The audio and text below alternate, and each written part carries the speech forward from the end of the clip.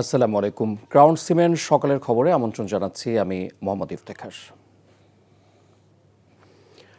জগন্নাথ বিশ্ববিদ্যালয় কেন্দ্রীয় শিক্ষার্থী সংসদ জকসু নির্বাচনে ৩৯টি কেন্দ্রের মধ্যে বেশ কয়েকটির ফল প্রকাশিত হয়েছে।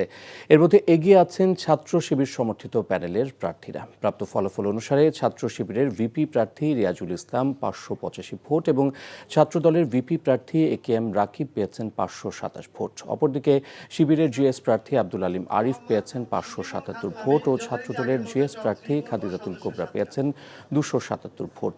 এজিএস পদে শিবিরের মাসুদ রানা পেয়েছেন ৫৫৫ ভোট এবং ছাত্রদলের বিএম আতিকুর রহমান তানজিল পেয়েছেন ৪৭২ ভোট।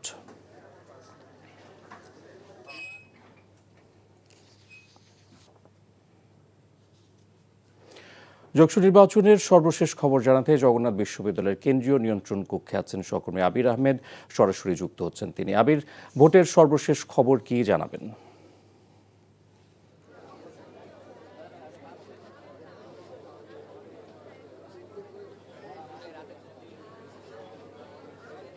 এখন পর্যন্ত ৭টি বিভাগের যে ফলাফল ঘোষণা করা হয়েছে, মোট ৮টি কেন্দ্রের ফলাফল ঘোষণা করা হয়েছে। এখন পর্যন্ত ৩৯টি যে কেন্দ্রে, সে ৮টি কেন্দ্রের ফলাফল ঘোষণা করা হয়েছে। তার মধ্যে ৭টি কেন্দ্রেই কিন্তু শিবির সমর্থিত প্যানেলের যে প্রার্থীরা বেশিরভাগই তারা এগিয়ে রয়েছেন। শুধুমাত্র একটি জায়গায় শুধুমাত্র ছাত্রদল এগিয়ে রয়েছে। এবং যদি বলি, গতকাল ভোট গ্রহণ শুরু হয়েছে সকাল ৯টায়, তারপর ৪টা পর্যন্ত কিন্তু সেই ভোট গ্রহণ চলে।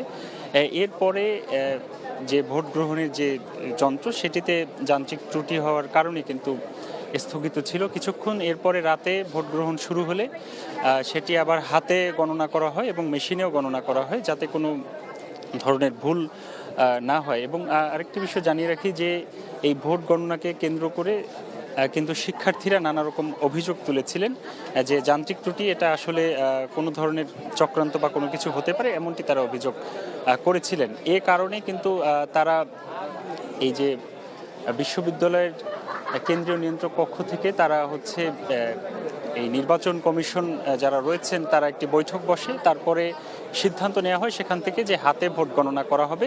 এরপর হাতে গণনার পাশাপাশি মেশিনেও কিন্তু ভোট গণনা করা হয়। এরপর মধ্যরাত পর্যন্ত সেই ভোট গণনা চলে এবং 4টি কেন্দ্রের ফলাফল তখন ঘোষণা করা হয়। এর পরেও কিন্তু সেই 4টি কেন্দ্রের ভোট গণনা করার পরে আবারও সেই যান্ত্রিক ত্রুটি হয়। এরপরে এখন স্বাভাবিক রয়েছে, সেই যন্ত্রেও ভোট গণনা চলছে এবং হাতেও ভোট গণনা চলছে। এবং আনুমানিক সন্ধ্যা নাগাদ এই ফলাফল, সঠিক যে ফলাফল, সেটি আসতে পারে, এমনটি এখানে নির্বাচন কমিশন আমাদেরকে জানিয়েছিলেন। এখন পর্যন্ত এখানের পরিস্থিতি স্বাভাবিক আছে, বাইরেও পরিস্থিতি মোটামুটি স্বাভাবিক, তেমনটি দেখেছিলাম।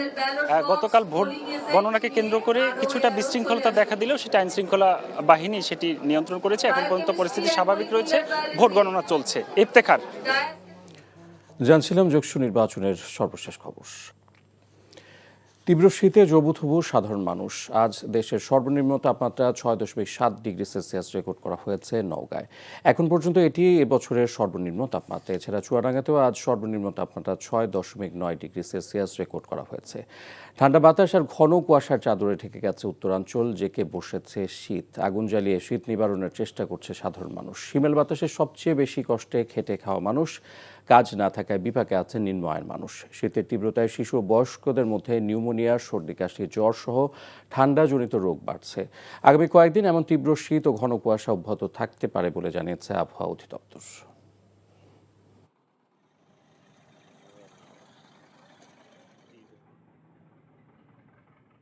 যে কুয়াশা, এর মধ্যে কোনো কাজ নাই। এই 7 দিনের মধ্যে একদিন কাজ করে, তাতে আমাদের চলে না। ঠান্ডা বাতাসের কারণে আমাদের হাত পা চালিয়ে যাচ্ছে ঠান্ডা থেকে। সংসার কেমন চলে এই শীতের ভিতরে? কাজ কাম নাই, পয়সা নাই, আসি ঘুরিয়ে যায়, কাজ হয় না। শীতের মধ্যে খালি বসে আছি, কোনো কাজকর্ম পাচ্ছি না, লোকজন বাড়াচ্ছে না। শীতের প্রভাব সম্পর্কে জানাতে এই মুহূর্তে নওগাঁ থেকে সরাসরি যুক্ত হচ্ছেন স্টাফ করেসপন্ডেন্ট আসাদুর রহমান জয়। জয়, নওগাঁয় শীতের প্রকোপ কেমন দেখছেন? এমন তাপমাত্রা কতদিন থাকবে, কি বলছে আবহাওয়া অফিস?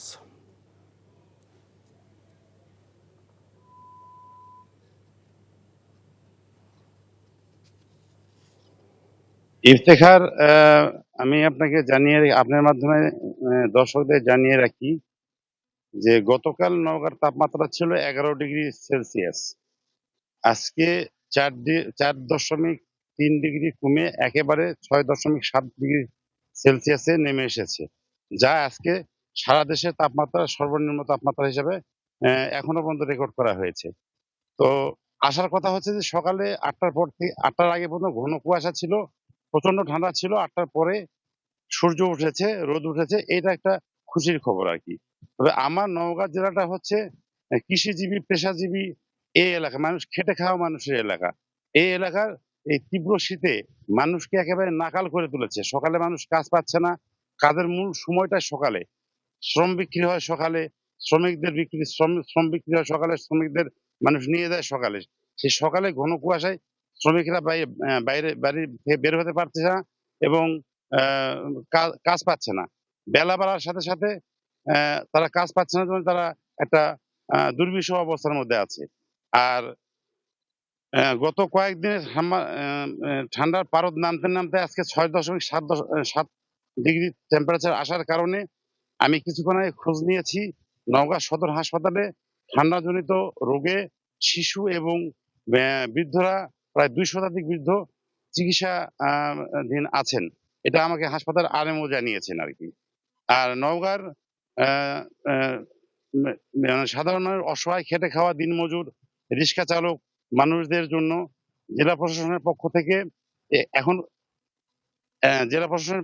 এখন পর্যন্ত 66 লক্ষ টাকা কম্বল বিতরণ করা হয়েছে এবং 11টা উপজেলায় এবং 30,600 কম্বল বিভিন্ন দান থেকে পাওয়া গেছে, সেটা বিতরণ করা হয়েছে।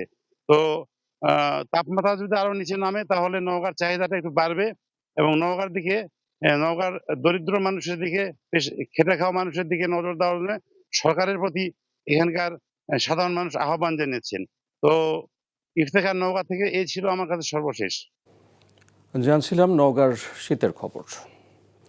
খেলার খবর, ক্রিকেট। অবশেষে বিসিবির কাছে ইমেইলের মাধ্যমে টি-20 বিশ্বকাপের নিরাপত্তা বিষয়ের বিস্তারিত জানতে চেয়েছে ক্রিকেটের সর্বোচ্চ সংস্থা আইসিসি।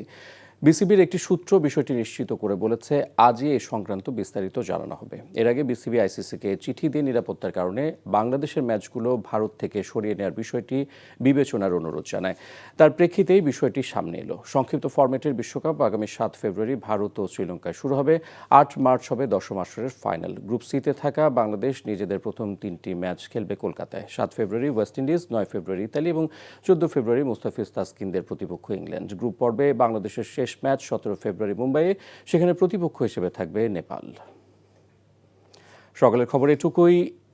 12টায় মধ্যাহ্নের খবর দেখার আমন্ত্রণ রইল। ধন্যবাদ সবাইকে।